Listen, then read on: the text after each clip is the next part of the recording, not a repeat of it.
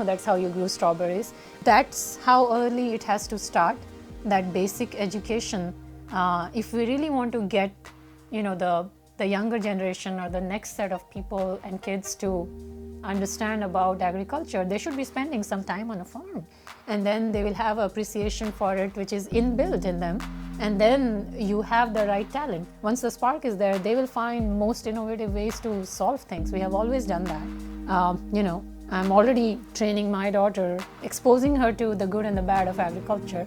If we start doing that, that would be enough to have enough young women entrepreneurs to start changing these challenges we have in agriculture.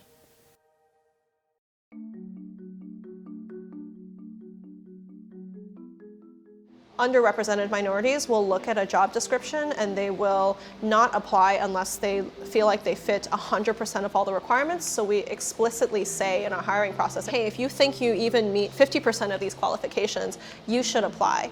We're reaching out to you because we think you'd be a good candidate.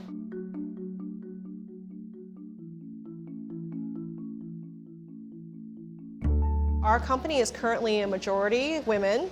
It is majority people of color as well. And those are demographic numbers that not a lot of technology startups inside or outside of ag have, and it's something that we work very actively to recruit. When you have a diverse group of people, decision-making is more robust. And you get better decision-making and better outcomes, better creativity, because you have different perspectives.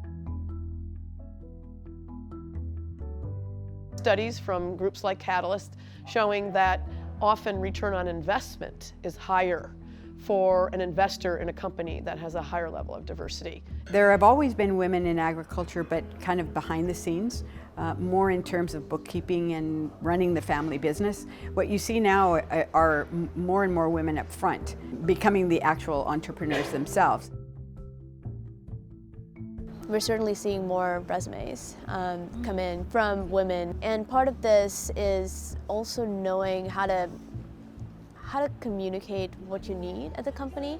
The less specific you make it, in terms of like the nitty-gritty details of what exactly you want this person to have, like the skill set, the more you open it up and allow for a little flexibility, you'll be surprised at the types of people who will apply to those job postings that are a little bit, allow for a little bit more flexibility. We need microbiologists, we need pest specialists, we need crop science, soil science experts. But if you're looking into nutrition, sales, marketing, product development, we need that too. If engineering is something you're looking at, we clearly need automation. It's hard for me to imagine a discipline of study that would not be utilized by the ag industry. Trace especially, I think our goal would be to bring in and to maintain a diversity of opinions and perspectives and voices and backgrounds, because that is really key to solving an interdisciplinary problem. If you are a VC and you are not investing in women, I don't know what you're doing.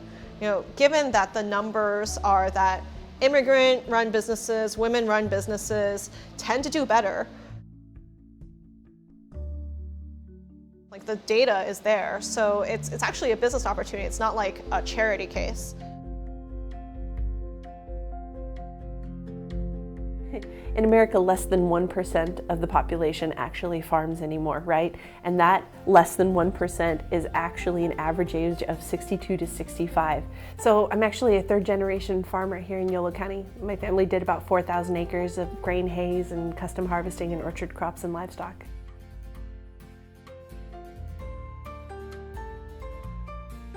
So we have a very, I would say honestly, precarious situation where we have an aging population of farmers and not very many people who are doing it.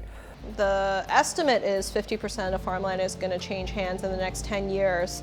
We're not talking about dating apps, we're talking about food. Like we're talking about raising food for our communities, and if we don't build that talent pipeline, we're kind of all screwed. So what's interesting is that there is such a growth and development in this sector right now that I'm seeing more and more women that are interested in the field. It's important that the field be diversified and that women be at the table. for a whole variety of reasons. Women don't get treated well unless there are enough, there's a critical mass.